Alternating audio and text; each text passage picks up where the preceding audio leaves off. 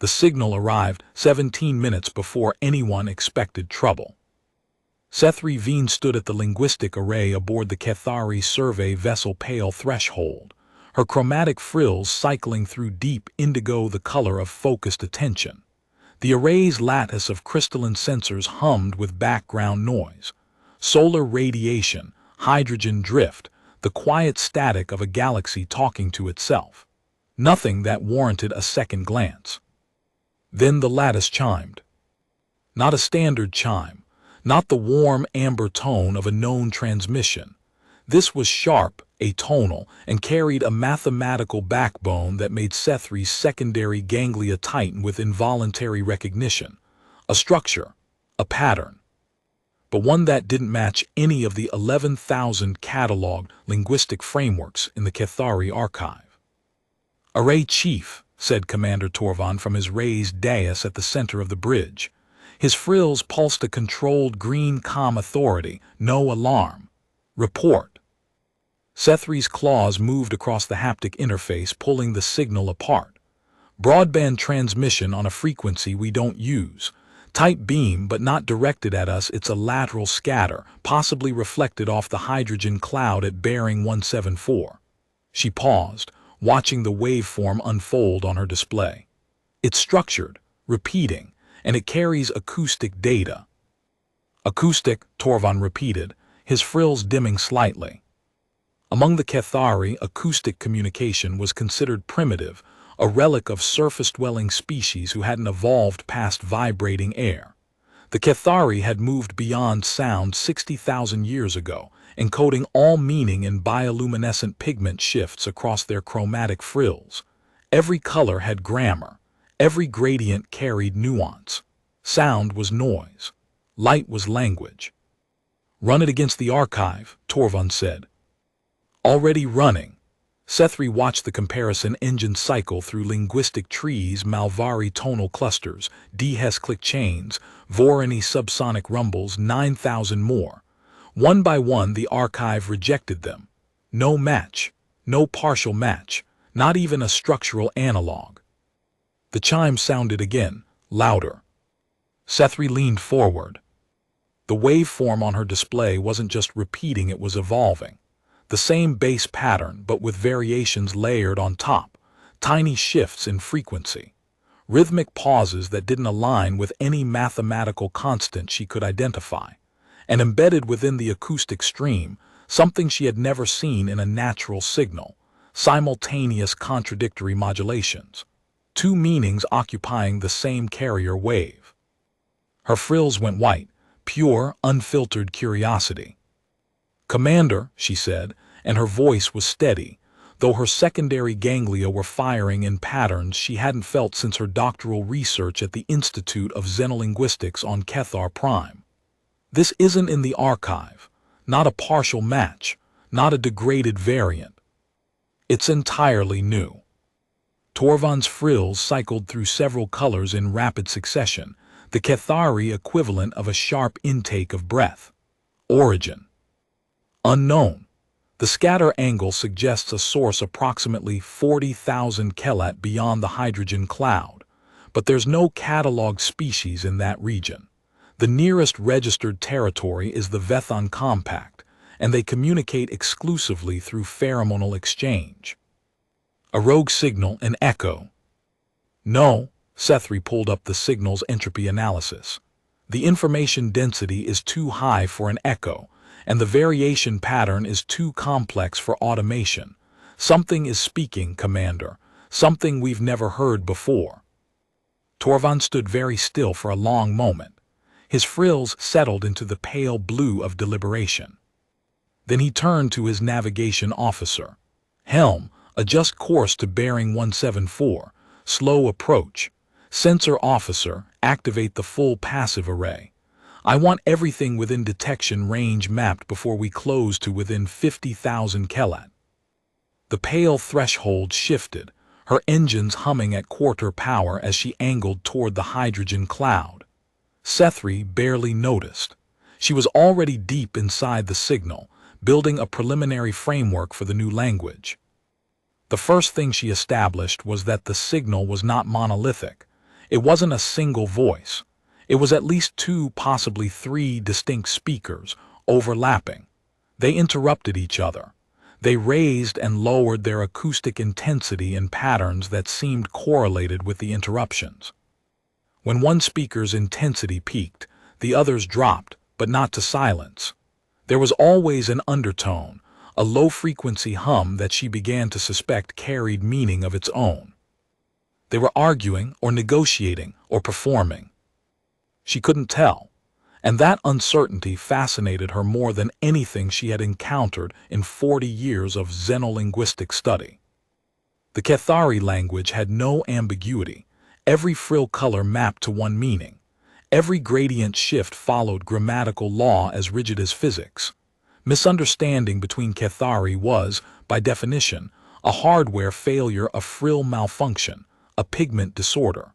The language was perfect, and its perfection was the foundation of Kethari civilization. This signal was the opposite of perfect. It was layered, contradictory, redundant, and riddled with what Kethari could only classify as deliberate imprecision. And it was beautiful. She isolated a recurring pattern, a short acoustic burst that appeared 17 times in the sample, each time with slight variations in pitch and duration. In Kethari linguistics, a morpheme that shifted 17 times would carry 17 different meanings and require a chart to navigate. But here, the variations didn't seem to alter the core meaning. They altered something else, something above or below meaning. Emotion. The word surfaced in Kethari's mind from her studies of primitive species. The acoustic variations were carrying emotional content, not data, feeling. Array Chief. Commander Torvan's voice cut through her concentration. We're approaching the hydrogen cloud. Passive sensors are returning something. Kethari looked up from her display. The main view screen showed the hydrogen cloud, a vast, luminous curtain of blue-white gas stretching across the void, and at its edge, half hidden in the glow, a shape. Sensor officer magnify, Torvan ordered. The shape resolved. It was dark, angular, and massive. A vessel of some kind, but unlike any Kethari had seen. Where Kethari ships were grown from biocrystalline lattices, smooth, translucent, alive with internal light, this thing was built, assembled from flat plates of metal bolted and welded together. Seams ran across its hull like scars. Protrusions jutted from its surface at irregular intervals, antenna arrays, weapons mounts, sensor pods, things she couldn't identify. It looked crude, brutal, as if someone had taken raw ore from a planet's crust and beaten it into a shape that could survive the vacuum through sheer stubbornness. And it was enormous. The pale threshold was a survey vessel, 60 kelat from bow to stern. This thing was at least 5 times that length, and its bulk suggested a mass ratio that made Kethari's engineer frills cycle through anxious amber. No transponder, the sensor officer reported. No energy signature consistent with any registered drive technology, but I'm reading thermal output from multiple hull sections. It's occupied. And, he paused. His frills went yellow, confusion. Commander, I'm reading secondary contacts. Small, behind the primary vessel in its drive shadow, at least 12. No 15. They're holding formation. A fleet, Torvan said quietly. A squadron at minimum. The sensor officer's claws clicked against his console. The primary vessel is radiating on the same frequency as the signal we intercepted. The transmission is coming from it. Kethari's frills blazed white again. The source. The speakers. Whatever species had built that brutalist hull was the species whose language she was trying to decode. Commander, she said, I need to get closer to that transmission. The passive array's resolution degrades significantly at this range. If I could. You want to approach an unknown fleet of unknown origin with unknown capabilities, Torvan interrupted, his frills pulsing a steady amber warning. I want to listen to them, Kethari corrected. We're linguists aboard a survey vessel, Commander. This is precisely what we're equipped for. Torvald studied her for a long moment. Then he looked at the angular, scarred hull on the view screen. Helm close to 30,000 Kelat. Hold there. Array Chief, you have your signal. But the moment that fleet does anything that looks like weapons activation, we withdraw. Understood. The pale threshold crept forward, and the signal bloomed in Sethri's array like a flower opening in accelerated time. The resolution sharpened. The speakers separated into distinct streams. Not 2 or 3, 5. 5 distinct acoustic signatures, each with its own rhythm, pitch range, and variation pattern. And now she could hear something else. Underneath the speech, carried on the same frequency but in a lower register, a sound that pulsed with biological regularity. A rhythmic thump, repeating approximately 70 times per local minute. She isolated it. It was coming from all 5 speakers simultaneously, though each at a slightly different rate. A heartbeat. They were broadcasting their own heartbeats alongside their words. Sethri sat back in her chair and stared at the data. Among the Kethari, physiological signals were private. A Kethari's internal state was invisible unless deliberately expressed through frill color. The idea of a species that leaked its own biology into its communication was startling. It meant that every word these beings spoke was accompanied by an involuntary report on their physical state. Their fear, their excitement, their calm, all audible. They couldn't lie without their bodies contradicting them. The implications cascaded through Sethri's mind. A species whose communication was inherently honest in ways they might not even understand. Whose words said one thing while their heartbeats said another. Whose language, far from being primitive, was carrying orders of magnitude more information than any pure symbolic system. I need to respond, Sethri said suddenly. Torvald's frills went red. Absolutely not. Commander, they're broadcasting openly. They know we're here, they must. A vessel of this size has sensor capability far beyond ours. They're talking in front of us. That might be their way of initiating contact. Or it might be routine internal communication that has nothing to do with us. Sethri pulled up the frequency analysis. The transmission started 17 minutes before we altered course. It intensified when we entered the hydrogen cloud. The modulation patterns shifted, became more varied, more complex when our passive sensors pinged the hull. They're not ignoring us. They're discussing us. Torvald stood motionless. His frills cycled through a slow cascade of colors: deliberation, risk assessment, duty, and something Sethri recognized as restrained curiosity of his own. What kind of response? He asked. A mathematical sequence. Universal. It establishes intelligence without revealing language structure. It's first contact protocol. We've never made first contact, Torvald said. In 60,000 years of spacefaring, the Kethari have encountered 417 species. All of them were already known, cataloged, contacted by others first. We have protocol for this because the Institute wrote it, not because anyone ever used it. Then let me use it. Another long silence. On the view screen, the dark hull of the unknown vessel hung in the hydrogen glow, its scarred surface catching the blue-white light like the flank of some vast, sleeping predator. Send the sequence, Torvald said. Sethri transmitted. A prime number series, encoded in the simplest carrier wave the array could generate. 2, 3, 5, 7, 11, 13, 17. The response came in 4 seconds. Not a mathematical sequence, not a mirror of her transmission, something far more complex, a burst of acoustic data that filled every channel of the array simultaneously and made the crystalline sensors ring like struck bells. Sethri's displays lit up with waveforms so dense they looked like solid blocks of color. What is that? Torvald demanded. Sethri's claws flew across the interface, separating the streams. It's, Commander, they've sent us their language. Their language. Not a primer, not a simplified contact lexicon. They've sent a complete acoustic package. Grammar, phonology, prosody, vocabulary, it's all here. Thousands of morphemes, syntax trees, contextual variations. She stared at the data, her frills cycling through colors she didn't even try to control. They heard our mathematical sequence and responded by opening their entire linguistic structure to us, as if they wanted us to understand them immediately. As if. She stopped.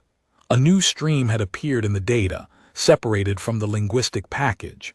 A single voice, slower than the others, with longer pauses between acoustic bursts. And underneath it, a heartbeat running at 92 pulses per minute, faster than the resting rate she had measured from the other speakers. This speaker was nervous, and the acoustic pattern of the speech was structured differently from the rest. Where the other speakers had been rapid and overlapping, this one was deliberate, measured, with pauses that seemed designed to give the listener time to process. Someone on that ship was trying to speak slowly for her benefit. Kethari felt her frills flush with a warmth she couldn't classify. No Kethari would modify their frill language for an outsider. The light grammar was the grammar. You learned it or you didn't. The idea that a speaker would reshape their natural communication pattern to accommodate a listener from another species was something the Kethari didn't have a concept for. She began to decode. The linguistic package gave her the tools. The morphemes mapped to concepts, though the mapping was often one-to-many, a single sound cluster linking to 4 or 5 different meanings depending on context, tone, and the rate of the speaker's heartbeat. The grammar was fluid, almost liquid in its flexibility. Rules existed, but they bent constantly, and the bending carried its own meaning. The slow speaker was saying something. Kethari fed it through her preliminary decoder and watched the output form on her screen. The first word resolved to a concept that had no Kethari equivalent. The closest she could construct was a compound, safe intention acknowledgement of vulnerability. 4 meanings folded into a single sound. The speaker was simultaneously declaring peaceful intent, acknowledging that the pale threshold might feel threatened, recognizing the Kethari's vulnerability relative to the larger vessel, and expressing something that could only be described as gentleness. 1 word, 4 layers. Commander, Kethari said softly, they're greeting us. With what? With a word that means they come in peace, they see our caution, they acknowledge we're smaller, and she hesitated, searching the Kethari color grammar for an equivalent. There wasn't one. They care about our comfort. Torvund's frills dimmed to a puzzled violet. How does a single transmission carry all of that? Because their language isn't single channel. It's not like ours, 1 color, 1 meaning. Every word they speak carries a primary meaning and a stack of secondary meanings encoded in pitch, duration, volume, and their own physiological responses. They don't choose which meanings to send. They send all of them, all at once. Every time they open their mouths, they reveal everything. A silence settled over the bridge of the pale threshold. Every officer had stopped working. Every frill in the room was cycling through shades of white, the color of something new being absorbed. That would make them terrible liars, Torvund observed. Or extraordinary diplomats, Kethari countered. A species that cannot conceal its true state in communication would have to develop a culture of radical honesty. Deception would be biologically expensive, the heartbeat betrays, the pitch shifts, the secondary meanings corrupt. They would have evolved toward transparency because opacity costs too much. Or toward conflict, Torvund said. If you cannot lie, every disagreement is fully expressed, every grievance fully transmitted. Yes, and they would have had to develop ways to manage that. Social structures for containing full-spectrum honesty, rituals of restraint. Kethari looked at the data again. Commander, the variation patterns in their speech, the ones I couldn't identify earlier. I think I know what they are. They're not random, they're controlled. These speakers are modulating their emotional content, dampening it. They feel strongly, but they're choosing to transmit at reduced intensity. Choosing. The heart rates are elevated, but the vocal patterns are steady. They're afraid, Commander, or excited. The physiology is clear, but the speech is calm, measured. They're disciplined enough to feel one thing and communicate another, not by lying, but by actively managing the secondary channels, by choosing which layer of truth to foreground. She turned to face Torvald directly. This isn't a primitive species that happens to use sound. This is a species that has built an entire communicative architecture around the problem of being inherently, involuntarily honest, and has solved it through discipline, not deception. Torvald's frills settled into the deep blue of genuine consideration. And the fleet behind them has been silent since we arrived. No movement, no weapons signatures, 15 vessels in formation, and not one of them has altered position or activated a targeting system. They're waiting.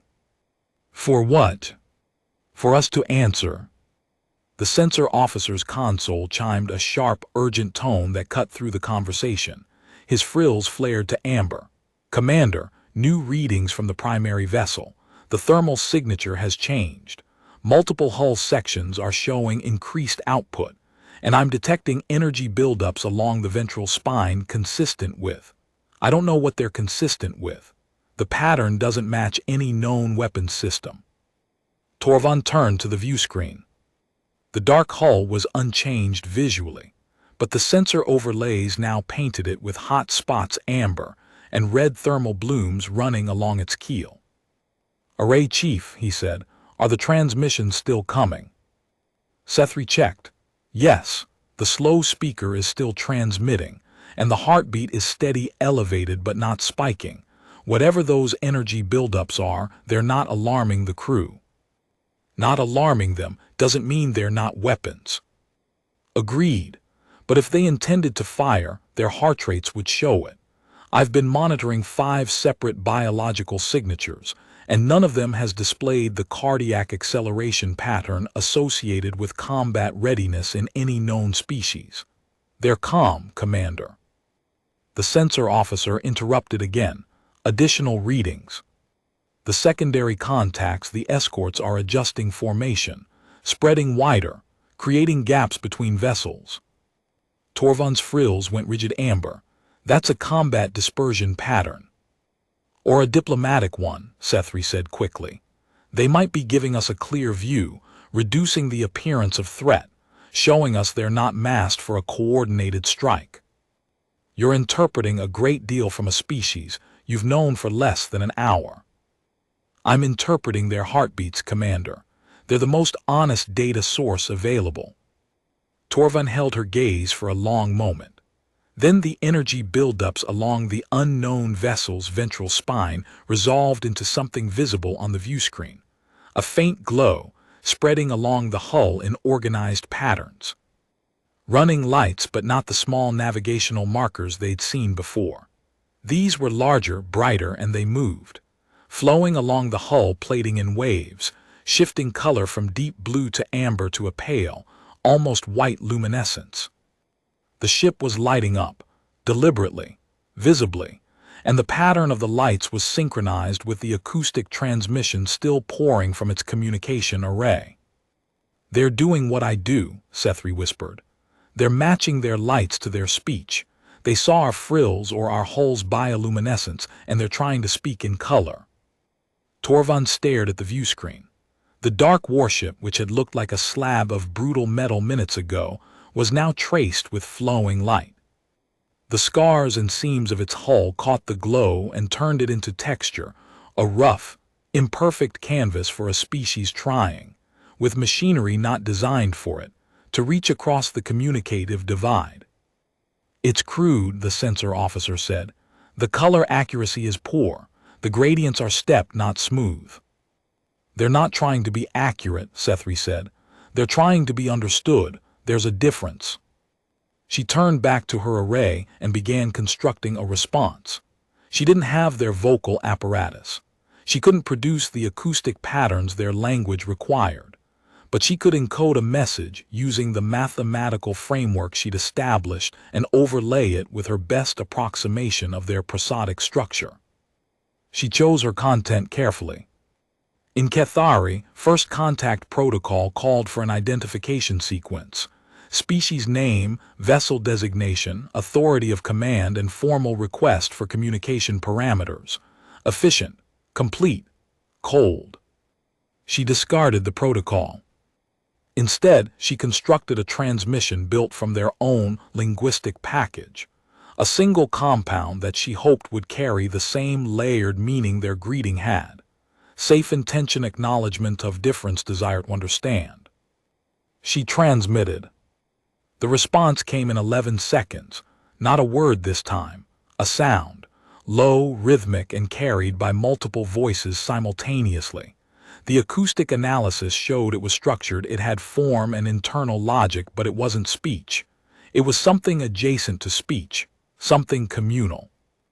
The voices on the unknown vessel were producing a synchronized acoustic pattern together, rising, falling, blending, separating, and returning. It was harmonized, complex, and the heartbeat data from the speakers showed a phenomenon Kethari had never encountered. Their cardiac rhythms were synchronizing. 5 distinct biological organisms, aligning their most fundamental physiological process in real time while producing a shared acoustic output. "They're singing," Kethari whispered. Every frill on the bridge went white. Kethari listened. The sound filled the array's sensors, and she let it fill her mind. It wasn't words. It wasn't data. It was an experience being offered. The singers were sharing not information but a state of being. A collective emotional condition, transmitted through synchronized biology and shaped sound, extended outward to a stranger as a gift. They were telling her what it felt like to be them, in this moment, encountering her. She searched the Kethari linguistic archive for a framework to classify this. There wasn't one. Kethari language transmitted data. It encoded facts, instructions, queries, proposals. It could not transmit subjective experience. A Kethari could display emotional state through frill color, but that was a signal, not a sharing. It said, "I feel this." It did not say, "Feel this with me." This species was doing something the Kethari had never conceived of. They were using communication not to inform, but to connect. "Array Chief," Torvald said, and his voice had changed. Softer. His frills were cycling through colors Kethari had never seen on a military commander. Deep violet wonder shifting to pale green uncertainty, shifting to warm amber acceptance. "What are they?" Kethari was quiet for a long time.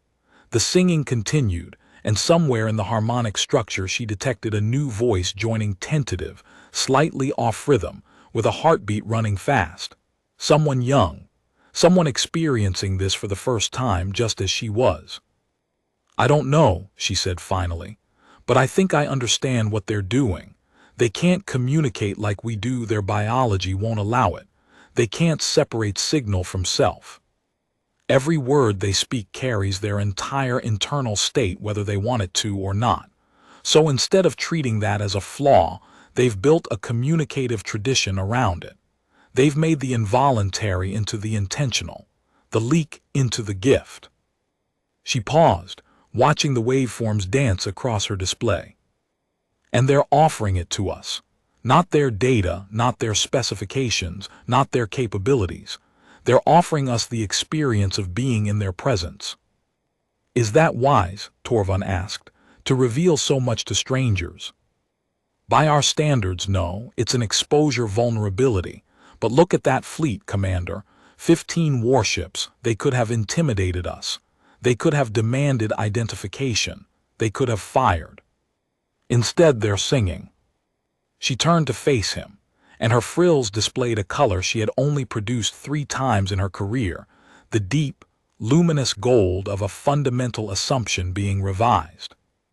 "I have studied 417 languages," she said. "Every one of them, including ours, is built on the same principle: minimize ambiguity, maximize clarity, ensure the receiver understands exactly what the sender intended. This species has built a language on the opposite principle. They maximize ambiguity. They layer meanings. They send everything and trust the listener to find the relevant layer. Their communication assumes trust. And if the trust is violated, then their heartbeats would tell us, their pitch would shift. Their secondary channels would scream the betrayal. You cannot sustain deception in a language where your body participates in every sentence. Torvald looked at the view screen. The dark hull hung in the hydrogen glow, now threaded with flowing light. Behind it, 15 escorts held their widened formation. They're not singing because they're peaceful, he said slowly. They're singing because this is what it costs them to be peaceful. The discipline, the restraint, the choice to foreground connection over capability. Yes. And the fleet behind them, the weapons, the armor, the scarred hull, that's what they're capable of. Yes. And they're showing us both, simultaneously, the song and the warship, the greeting and the guns. They're not hiding either one. Kethari watched the commander's frills settle into a color she had never seen on him before. A compound hue, as if his biology was trying to express a concept his language hadn't built a word for yet. Respond, Torvald said, not with protocol, not with mathematics. Find a way to tell them we hear them. Kethari worked for 9 minutes. The Kethari linguistic array was designed for precision, not expression. It could encode data in any known format, but it had no capacity for what these beings were doing. She couldn't sing. But she could do something else. She routed the array's output through the pale threshold's external hull lights. The ship's biocrystalline lattice was designed to display identification patterns, simple, standardized color sequences. But at the fundamental level, it was the same technology as a Kethari's frills. It responded to emotional input. It could be played like an instrument by someone who knew the grammar of light. Kethari disconnected the standardized display protocols and linked the hull lights directly to her own chromatic frills. Then she closed her eyes, listened to the singing, and let her body respond. The pale threshold lit up.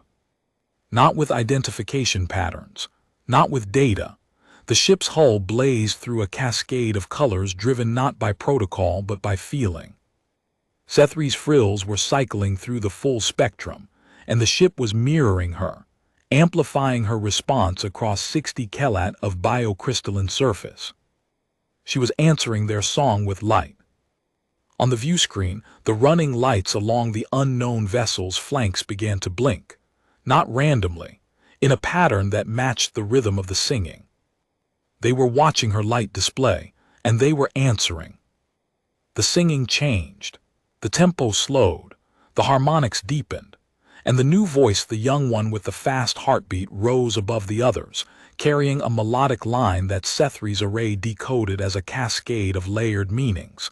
Wonder, recognition, joy at being seen, gratitude for the effort. They understood what she was doing. They knew she was listening, and they knew she was trying to answer in the only way her biology allowed. The hours that followed existed in a space between protocol and improvisation that neither species had prepared for. Kethari worked without rest, building bridges between two communicative systems that had almost nothing in common except the desire to be understood. The linguistic package the strangers had transmitted gave her the raw material. Their language, they called it English, a word that carried no secondary meanings. One of the few in their vocabulary that was simply a label, was staggeringly complex in ways that defied Kethari analytical frameworks. A single morpheme could anchor up to 12 distinct meanings depending on tone, context, social relationship between speakers, and the shared cultural history of the speaker's subgroup.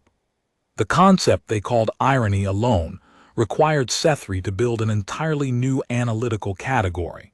A statement whose intended meaning was the opposite of its surface meaning, detectable only through prosodic cues and shared context. She muttered to herself, paging through syntactic trees that branched and looped back on themselves. How does a society operate when every sentence is a probability cloud of potential meanings? But the more she studied, the more she understood. The ambiguity wasn't a flaw, it was load-bearing.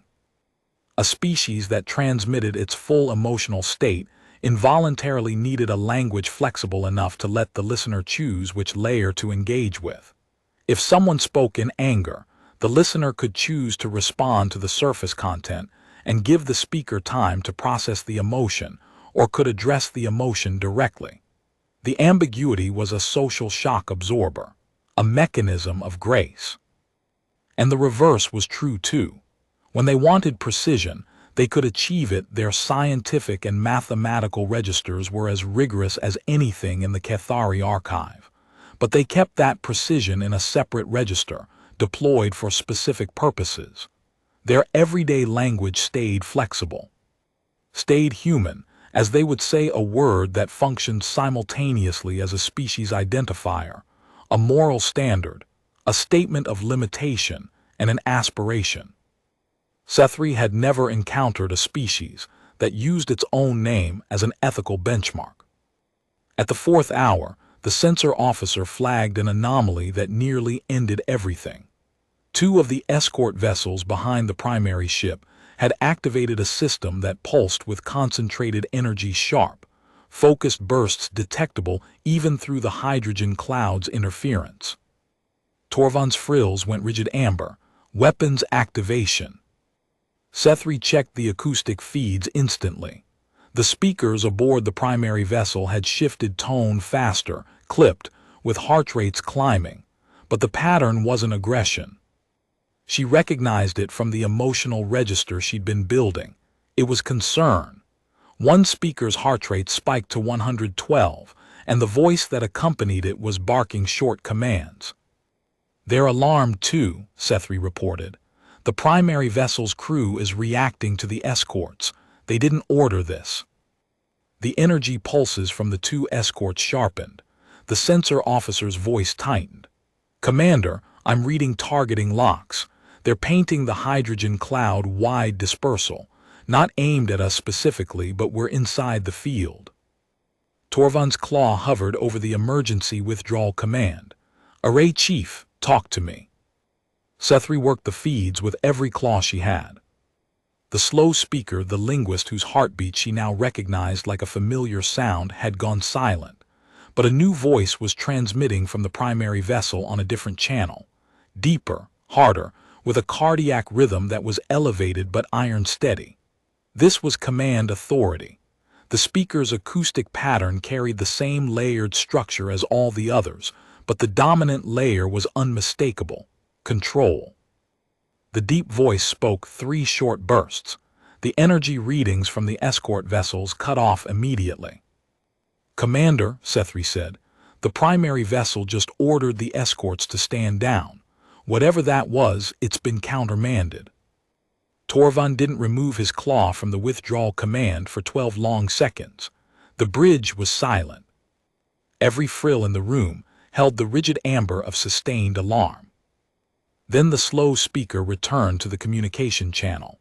The heartbeat was at 104, higher than before, residual stress, but the acoustic pattern was deliberate and careful.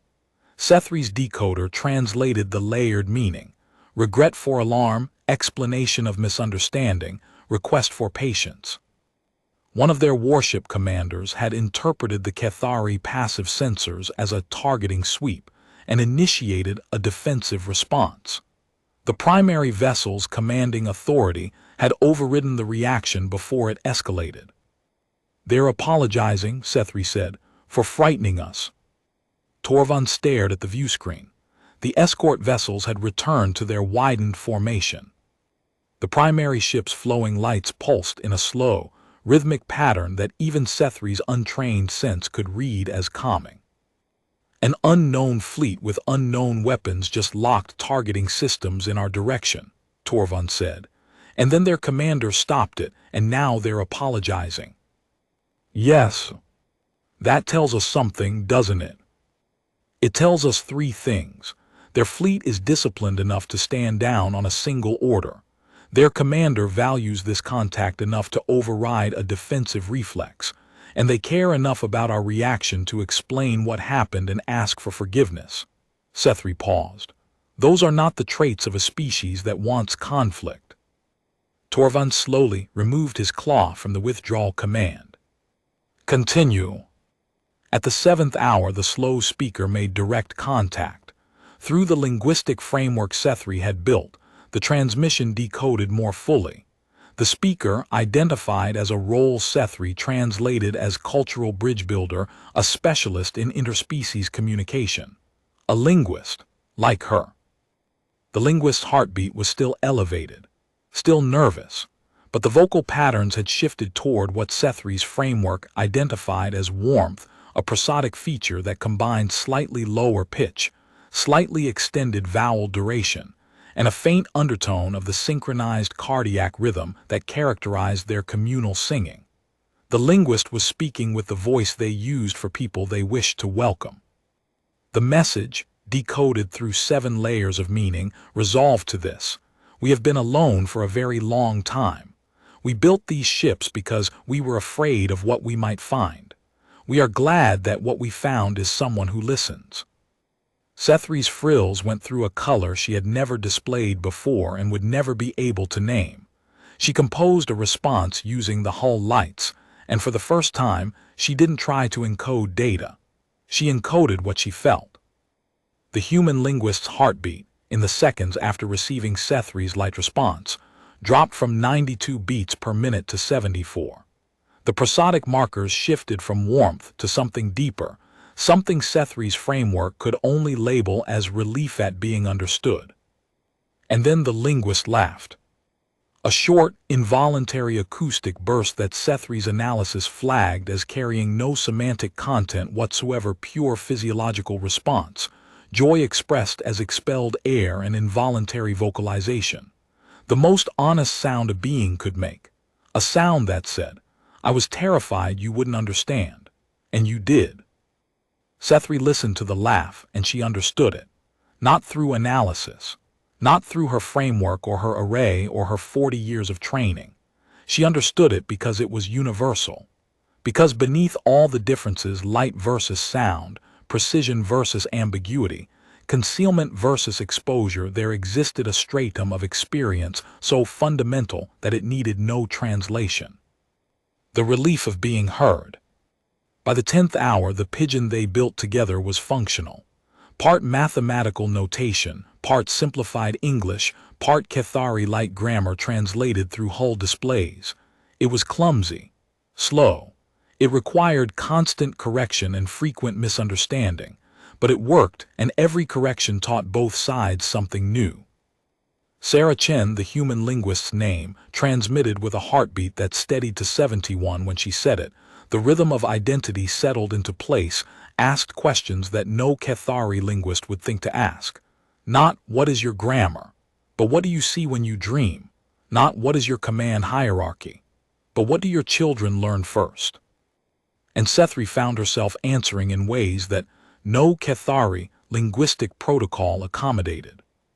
Not with data, with memory, with the color of her frills when she first understood what language was, standing in the Institute's crystalline halls as a child, watching her mother's frills speak a sentence so complex and beautiful that Kethari's young mind couldn't parse it, only feel it.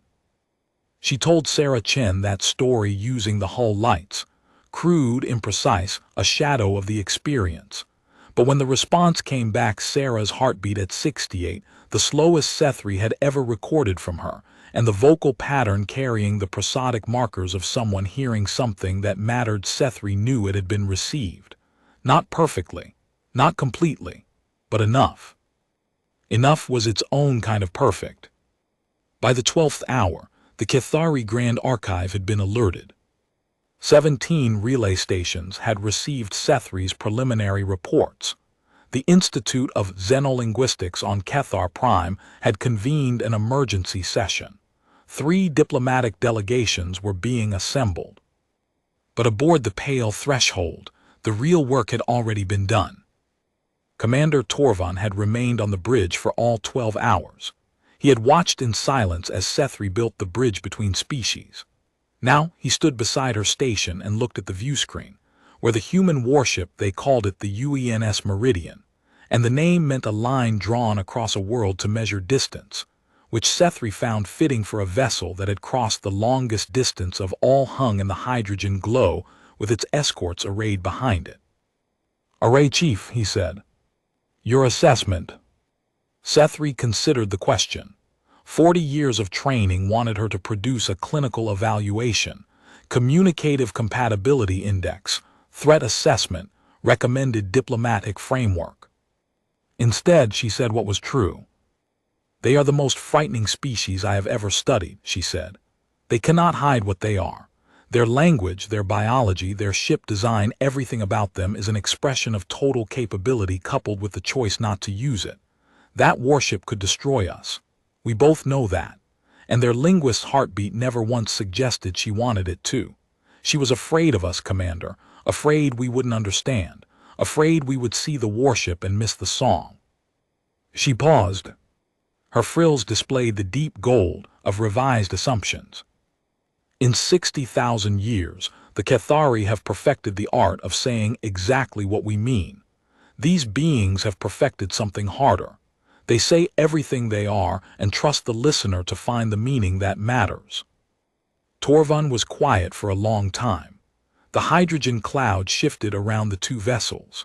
On the Meridian's hull, the running lights pulsed gently, carrying a rhythm that had begun as a song and become a conversation, and was now something neither species had a word for yet. "First contact," Torvund said at last. 60,000 years. And it took a species that communicates through noise to teach us something we forgot about listening.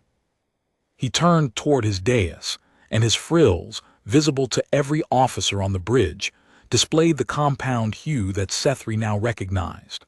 The color of a mind that has been changed. The color of someone who has encountered something outside the categories and has decided, with full deliberation, to build new ones. Sethri turned back to her array. Sarah Chen's voice was in the latest transmission, slow and careful, heartbeat steady at 71, carrying a question across the void between two ships that had found each other in a hydrogen cloud at the edge of mapped space. The question was simple: what does your ship look like from the inside? Sethri let her frills brighten a subtle warmth around her eyes, almost invisible unless you knew what it meant. Then she began to answer, not in data, not in specifications, in the language she was learning to speak, the language of everything at once, offered freely, trusting the listener to hear what mattered. Outside, the two ships held position. One dark and scarred, built for war, singing in the void. One luminous and grown, built for knowledge, answering in color. Between them, a conversation that 60,000 years of Kethari history had never imagined, carried on a bridge of sound and light that neither species could have built alone. The galaxy would catalog it as first contact. The diplomats would frame it in treaties. The Institute would study it for generations. But Sethri Veen, array chief of the Pale Threshold, linguist, scholar, and the first Kethari to hear a human laugh, knew what it actually was.